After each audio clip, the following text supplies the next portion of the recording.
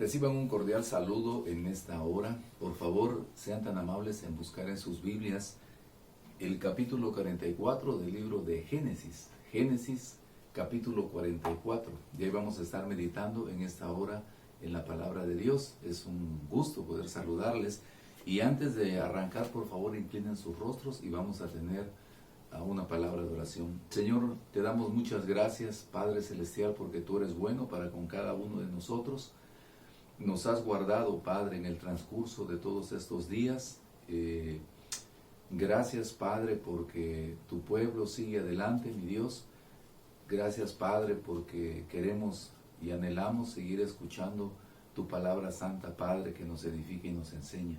En esta hora nos encomendamos bajo tu soberana gracia en el nombre de Cristo Jesús, nuestro Señor y Salvador. Amén. Muy bien, hermanos, en esta hora ya vamos a ver a los hermanos de José de regreso a Canaán. Un recordatorio breve, 2 o 3 minutos. Primero, José era el consentido de su padre, número 1. En segundo lugar, sus hermanos por envidia lo venden. Así sucesivamente, él va a Egipto, él es tentado por la esposa de Potifar, sale corriendo, él está 2 años en la cárcel, él sale de la cárcel y le revela a Faraón un sueño importantísimo de los años que vendrían de hambre para la tierra de Egipto. Encumbrado ya, viene esta hambre y entonces llega, dice, a los lugares del mundo esta hambre, y su padre tiene que mandar a sus hermanos allá a Egipto desde Canaán para que ellos puedan comprar el alimento. Muy bien, estando en esto, viene el primer encuentro de José con sus hermanos y ya ustedes saben la historia. Deja a uno de sus hermanos en la cárcel, se van con las provisiones, pero les dijo José, y ahí es donde quedamos hace algunos domingos pendientes: la próxima vez que ustedes vengan a comprar el alimento, deben de traer a su hermano menor, o sea, a Benjamín. Si es que vive y si es que ustedes no me están mintiendo, deben de traer a su hermano con ustedes. Muy bien, se acaban las provisiones allá en la tierra de Canaán. El padre de estos 11 hermanos les dice: bueno, se han terminado las provisiones, tienen que regresar otra vez a Egipto para comprar provisiones. Pero le dice uno de los hermanos: no podemos ir, porque aquel hombre grande de la tierra nos dijo que en el momento que nosotros fuéramos a comprar o nos devolviéramos a Egipto, regresáramos a Egipto a comprar víveres, en ese momento tendríamos que llevar como prueba palpable a nuestro hermano menor Benjamín. Entonces empieza una lucha entre Jacob y los hijos y finalmente Jacob los deja ir. Bueno, ellos van, se reportan, les dicen a uno de los mayordomos de la casa: ¿sabe qué? Cuando íbamos a casa aparecieron en nuestros bultos apareció dinero y queremos regresarlo, y aparte queremos pagar nuevamente la compra que vamos a hacer en estos días. Pero el mayordomo le dijo: no, a mí me pagaron, yo recibí ese dinero y no hay ningún problema, ese dinero es de ustedes. Entonces, haciendo este breve recorrido, ahora viene la máxima prueba para los hermanos de José allá en Génesis capítulo 44. Miren, hermanos, voy a dar lectura a Números. Se los dejo de tarea si ustedes gustan o anoten. A Números capítulo 32, versículo 31. Dice Números 32, voy a rectificar, Números 32, versículo 23. Rectifico.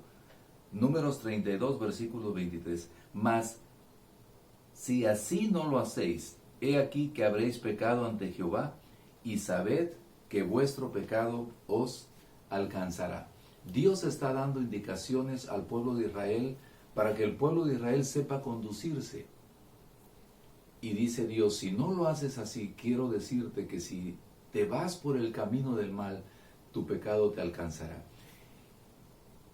¿Por qué este texto? Porque parece ser que aquí la prueba que van a tener los hermanos de José, parece ser que el pecado, hermanos, que habían cometido hace varios años, vendiendo a sus hermanos, ya los había casi alcanzado a ellos.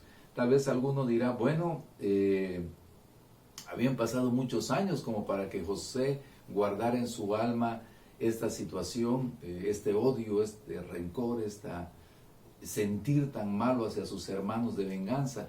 Bueno, tal vez José lo había meditado, lo había procesado en todos estos años. Pero déjenme decir algo, hermanos. Tal vez no lo había olvidado del todo, número uno. Y número dos, lo más importante, Dios, pasen los años que pasen, Dios, si nosotros seguimos de desobedientes y viviendo nuestros pecados, Dios no lo va a olvidar. Y déjenme decir algo, y el pecado los va a alcanzar. El pecado nos va a alcanzar. Entonces, aquí están los hermanos, delante otra vez de José. ¿Por qué? Porque yendo otra vez a su casa, en esta segunda vez, resulta ser que José da una orden, y lo vamos a comenzar a leer, que es muy interesante, ¿verdad?, a sus mayordomos, en la cual sus hermanos se ven involucrados.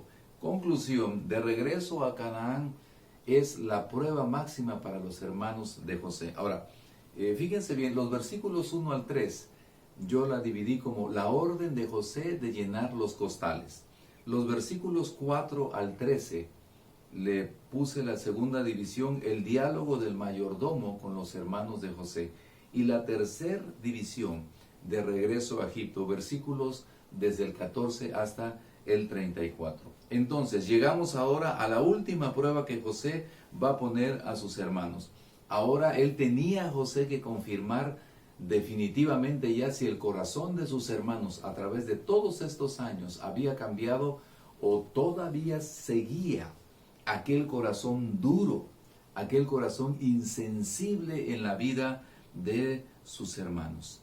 En primer lugar, versículos 1 al 3, voy a leer, si usted me permite, la orden de José de llenar los costales. ¿De qué le ordena José que llenen los costales? Número 1, de trigo. Está en el versículo 1. En el mismo versículo 1 está que los llenen los costales de dinero. Pero en el versículo 2 da otra orden, que se ponga la plata, la copa de plata de José en el animal y en el saco de su hermano Benjamín. Recuerden que Benjamín era hermano de José de padre y de madre. Los otros 10 diríamos que eran medios hermanos. Voy a leer, entonces, en primer lugar, la orden de José de llenar los costales, versículo 1, de trigo. Mandó José al mayordomo de su casa diciendo: llena de alimento los costales de estos varones, cuanto puedan llevar, y pon el dinero de cada uno en la boca de su costal. Entonces, ahí está la orden. Y pondrás mi copa, la copa de plata, en la copa del costal del menor Benjamín, con el dinero de su trigo. Y él hizo como dijo José. Venid a la mañana, los hombres fueron despedidos por los asnos. Entonces ellos dijeron: llevamos comida, vamos a ver a nuestro padre, vamos a estar otra temporada tranquilos en casa con la provisión necesaria. El gobernador de la tierra de Egipto nos trató muy bien, nos hizo una cenita, nos dio suficiente alimento y ahora regresamos a casa. Lo que menos se imaginaban ellos es que José había mandado a poner la copa de plata, su copa de plata, con la que adivinaba, ¿verdad?, dice él más adelante, en el costal o en el saco de Benjamín. Ahora bien, ¿qué significa esto, hermanos? Todo va a llevar hacia un punto conclusivo, que José necesitaba confirmar firmemente las intenciones y los sentimientos de sus hermanos. Entonces, José es el quien da la orden de llenar los costales de sus hermanos. José es quien da la orden de que pueden despedir a sus hermanos, y parece ser que todo hasta aquí iba de una forma tranquila. Todo hasta aquí, sus necesidades estaban suplidas, no había por qué recordar el pasado, las molestias que habían tenido en el pasado cuando el gobernador les había dicho que eran espías, pronto se iban a olvidar también para ellos. Bueno, pero venía el tiempo de la prueba ahora para los hermanos de José. De los versículos 4 al 13, la segunda división menciona el diálogo del mayordomo con los hermanos de José. Y permítanme también dividir esta porción 4 al 13 del diálogo del mayordomo con los hermanos de José. En primer lugar, Del 4 al 6 es la interrogación del mayordomo a los hermanos de José. ¿Qué hicieron? De los versículos 7 al 10 es la respuesta de los hermanos de José. ¡Caray! ¿Qué pasó? Y de los versículos 11 al 13 se descubre la copa en el asno de Benjamín. El diálogo del mayordomo con los hermanos de José. 4 al 13, si ustedes me permiten, voy a dar lectura. Habiendo ellos salido de la ciudad, de la que aún no se habían alejado, dijo José a su mayordomo: levántate y sigue a esos hombres, y cuando los alcances, diles: ¿por qué habéis vuelto mal por bien? ¿Por qué habéis robado mi copa de plata? ¿No es esta en la que bebe mi señor y por la que suele adivinar? Habéis hecho mal en lo que hicisteis. Cuando él los alcanzó, le dijo estas palabras, y ellos le respondieron: ¿por qué dice nuestro señor tales cosas? Nunca tal hagan tus siervos. He aquí el dinero que hallamos en la boca de nuestros costales, te lo volvimos a traer desde la tierra de Canaán. ¿Cómo pues habíamos de hurtar de casa de tu señor plata ni oro? Aquel de tus siervos en quien fuere hallada la copa, que muera, y aún nosotros seremos siervos de mi señor. Y él dijo: también ahora sea conforme a vuestras palabras. Aquel en quien se hallare será mi siervo, y vosotros seréis sin culpa. Entonces ellos se dieron prisa, y derribando cada uno su costal en tierra, abrió cada cual el costal suyo, y buscó desde el mayor, comenzó y acabó en el menor, y la copa fue hallada en el costal de Benjamín.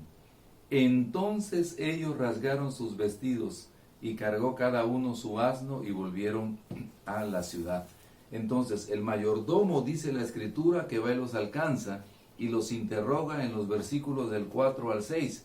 ¿Por qué actuaron mal cuando se les abrieron las puertas de Egipto? ¿Por qué mentir? ¿Por qué robar cuando se les abrieron las puertas allá en Egipto? Y yo creo que si ellos habían pensado que ya la habían librado, hermanos, entonces aquí se han de haber quedado estupefactos, se han de haber quedado sorprendidos totalmente, hermanos.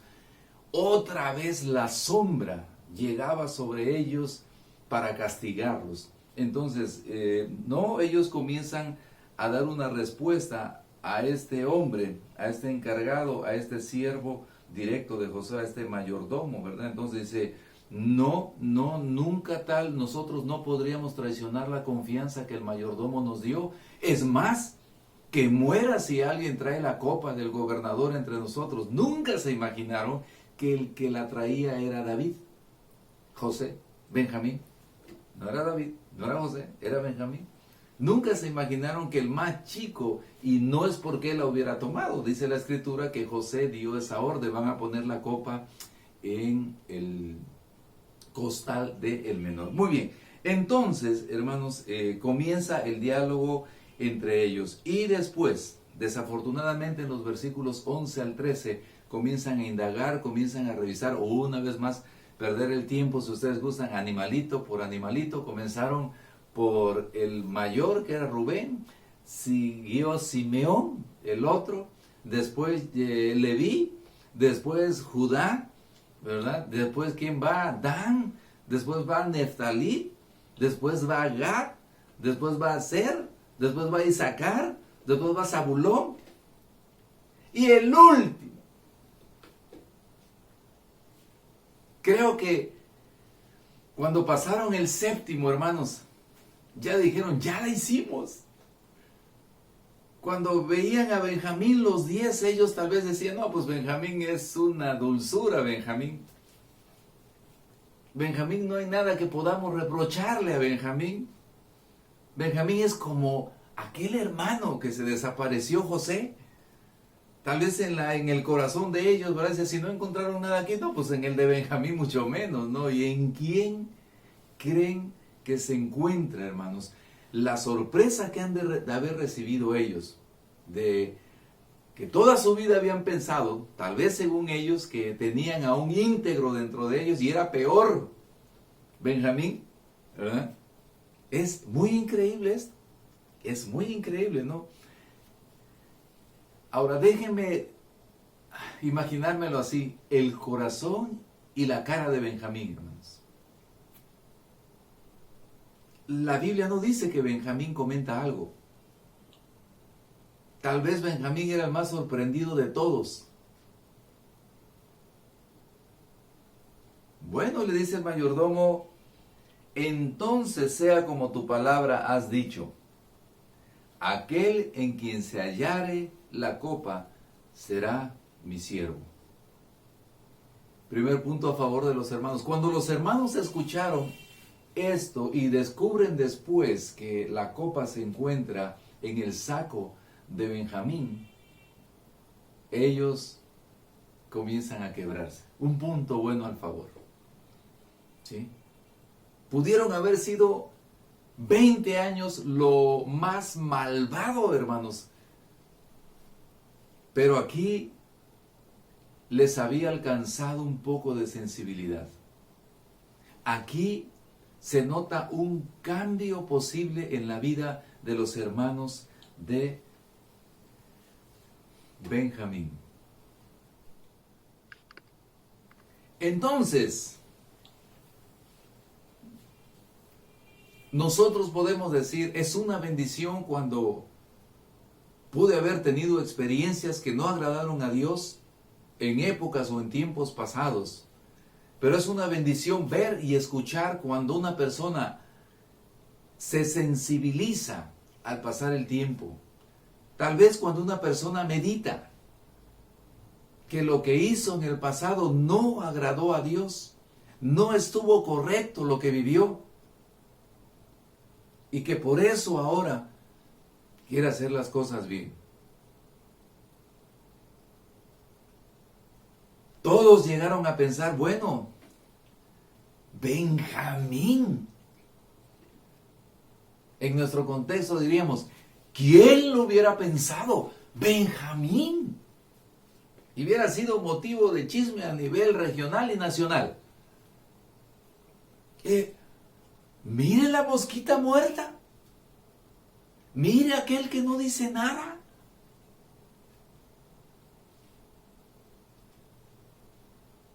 Y se quiebran, cargan sus asnos y regresan a Egipto. Y regresan con su hermano. Punto número 2. 1, se sensibilizan. 2, no dejan solo en el posible conflicto a Benjamín. 2 cosas a favor de los hermanos de José. Tal vez si hubiera sido otro tiempo, bueno, ellos hubieran dicho, está bien, lléveselo, por ladrón. Está bien, castíguenlo, por abusivo. Pero ahora el corazón fraterno de hermanos comenzaba a golpear la vida de estos hombres. Y ahí van rumbo otra vez a Egipto. Bueno, número 1, la orden de José de llenar los costales. Número 2, el diálogo del mayordomo con los hermanos de José. Pero hay una cosa más también, hermanos amados.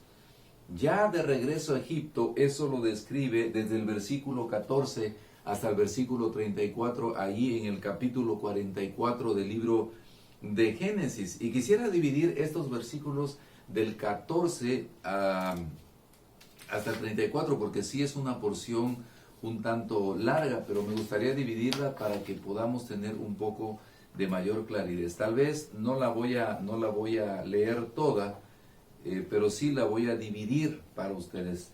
Entonces, división 3 de regreso a Egipto, desde el versículo 14 hasta el versículo 34. 20 versículos. En primer lugar,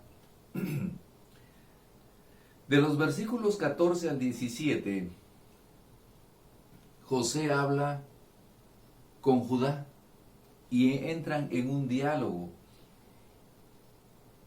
Y le dice José, Safnat Panea, a Judá, ¿qué hicieron? ¿no saben que esta es la copa con la cual yo suelo adivinar? ¿No saben que ese es un problema? ¿Cuál iba a ser el problema? Muerte. ¿Cuál iba a ser el problema? Esclavitud. Porque habían atentado contra el segundo más alto magistrado de este reino, de Egipto. Entonces comienza un diálogo entre José y Judá, ¿verdad? Ahora, y le dice José que esta persona que cometió tal acto debe de quedarse ahí en Egipto. Y eso golpea la vida de los hermanos, pero golpea mucho la vida de Judá. Voy a leer el versículo 17. José respondió: nunca yo tal haga. El varón en cuyo poder fue hallada la copa, él será mi siervo, y vosotros id en paz a vuestro padre. Váyanse, lleven el alimento a su padre, pero déjenme a este ladrón conmigo. Y Benjamín, hermanos amados, hasta ahí no decía nada. ¿Qué iba a decir? Él no lo había hecho, él era inocente. La copa había aparecido ahí. Estaba perplejo, sin palabras.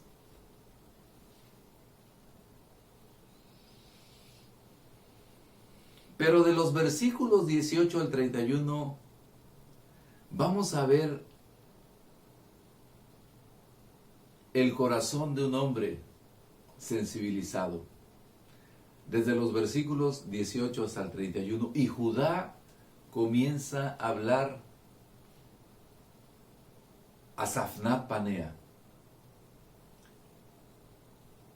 a José su hermano, sin aún conocerlo. Y él comienza, hermanos amados, disculpen, a interceder por Benjamín su hermano.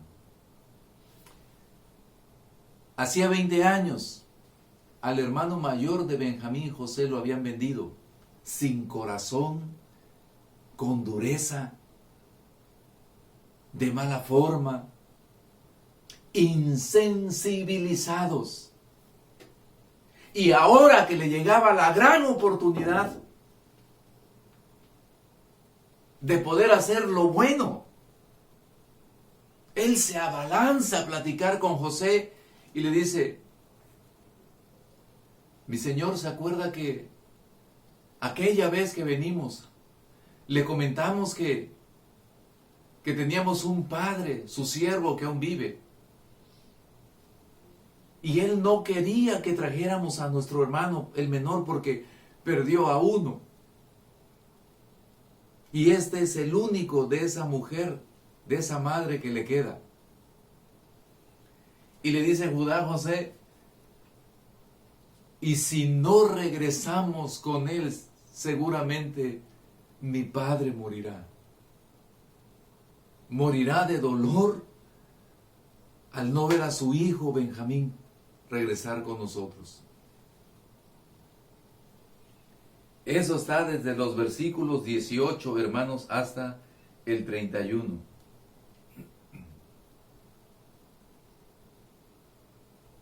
Y dice el versículo 31: y sucederá que cuando no vea al joven morirá, y tus siervos harán descender las canas de tu siervo nuestro padre con dolor al Seol. Señor, ya perdimos un hermano. Claro que no le dijo la verdad, nosotros lo vendimos. Ya perdimos un hermano.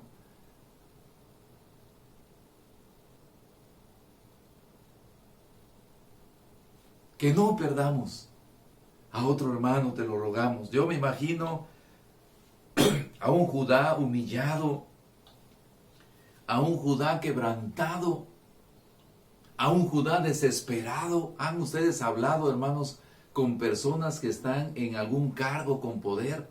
Generalmente, hermanos, no todos, no puedo decir que son todos, pero generalmente son personas soberbias, son personas insensibles, son personas que usted va y le muestra un caso y lo único que probablemente van a querer es sacarle a usted dinero y aprovechar la oportunidad para sangrarlo. Así son muchos de ellos. No puedo decir que todos. No puedo decir, me equivocaría yo si dijera que todos, ¿verdad? Pero en este caso, imagínense ustedes el segundo a Faraón, hermanos, ¿cómo estaría José de encumbrado ya? De hecho, le voy a decir algo. Para encontrar o entrar con esta gente, los segundos o que tienen un cargo, hoy día un cargo público ahí arriba, o en años pasados, ¿verdad? Ahora ya es más práctico, pero en años pasados tenía uno que hacer una cita, llegaba uno, hermanos, desde las 7, 8 de la mañana para pasar a la 1 o 2 de la tarde, porque los señores no llegaban. ¿Y por qué? Por el cargo que ocupan, creen que eso les da la libertad de abusar del tiempo de los otros, de robar el dinero a los demás, de ser indiferentes ante las necesidades del prójimo. Entonces, yo puedo decir, tal vez José se volvió así, no lo creo. Pero tal vez Judá, cuando llega en las historias que él escuchaba de encumbrados alrededor de él, ha de haber hecho Judá, o ha de haber pensado Judá con sus hermanos, nos va a ir muy mal. Nos va a ir mal. Y Judá se quiebra, mis amados hermanos, y les dice, en los versículos 33 y 34, subrayen ustedes del capítulo 44 las palabras de Judá. Era lo que José quería escuchar. Les leo, hermanos. Te ruego, por tanto,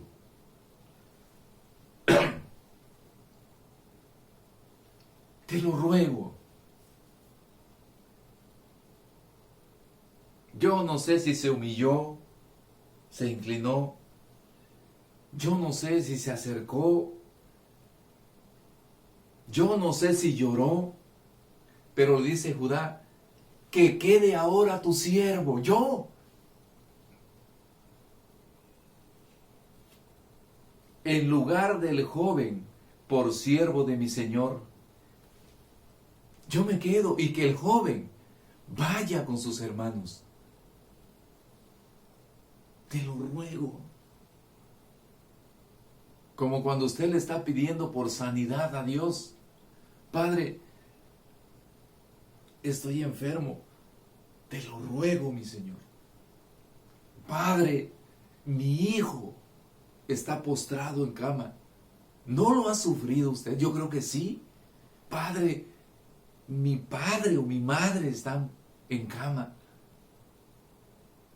Alguien que tenga, hermanos, una enfermedad, ahora les llaman vulnerables cuando los internan. Pedimos a Dios, Dios mío, ten misericordia de él, ten misericordia de ella, ten misericordia de mi hijo, de mi hija, que están sufriendo, que tienen dolor por esta enfermedad. Entonces Judá le dice así, yo quede y que mi hermano vaya, 34, porque ¿cómo volveré yo a mi padre sin el joven? Y le dice Judá, no podré, por no ver el mal que sobrevendrá a mi padre. Capsulita. 20 años antes no les importó decirle a su padre que una mala bestia había devorado a José. Eran impetuosos, eran rebeldes, eran groseros. Y ahora la figura que vemos de Judá es muy diferente a aquel Judá. Ahora la figura o las personas que tenemos frente a nosotros en esta tarde o en este día, en esta mañana, en esta noche, son muy diferentes a aquellos que habían vendido insensiblemente a su hermano José.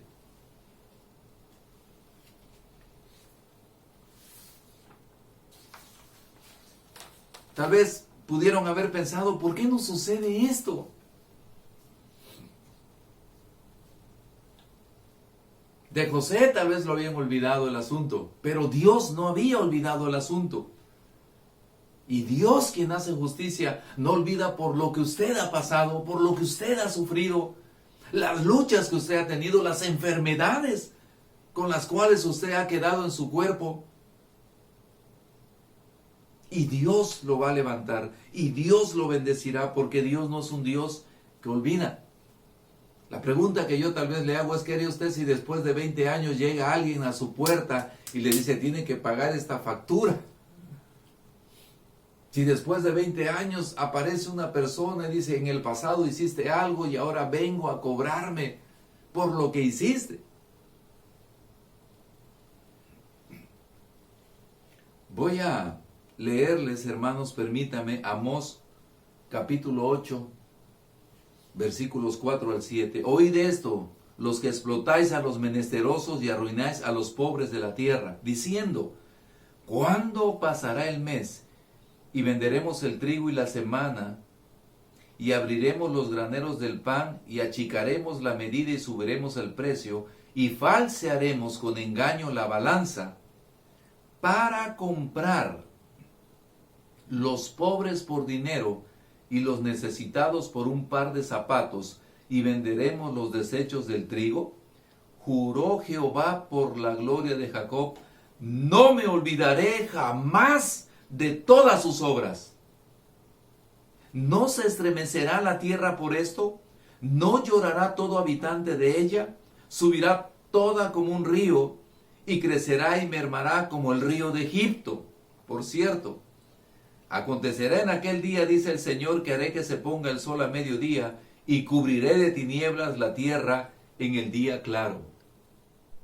Y dice el versículo 9, acontecerá en aquel día, dice Jehová el Señor, que haré que se ponga el sol a mediodía y cubriré de tinieblas la tierra en el día claro, y cambiaré vuestras fiestas en lloro y todos vuestros cantares en lamentaciones, y haré poner cilicio sobre todo lomo, y que se rape toda cabeza, y la volveré como en llanto de unigénito, y su postrimería como día amargo. ¿No es eso lo que estaban pasando los hermanos, amados hermanos de José, en esta hora?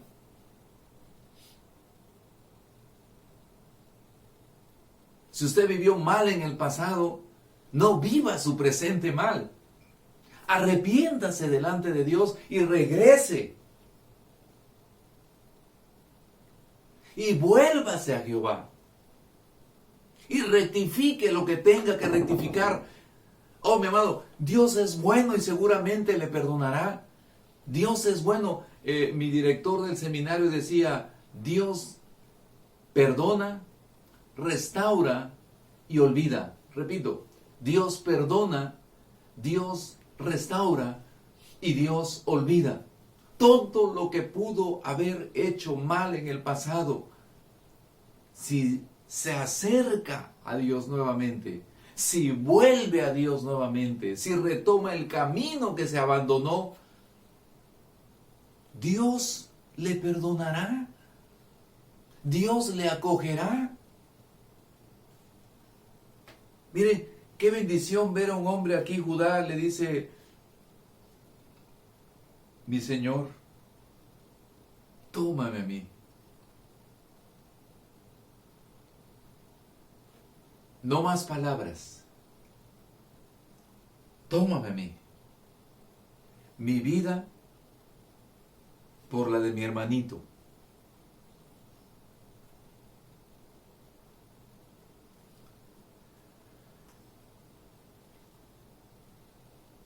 Si Dios nos permite, el próximo domingo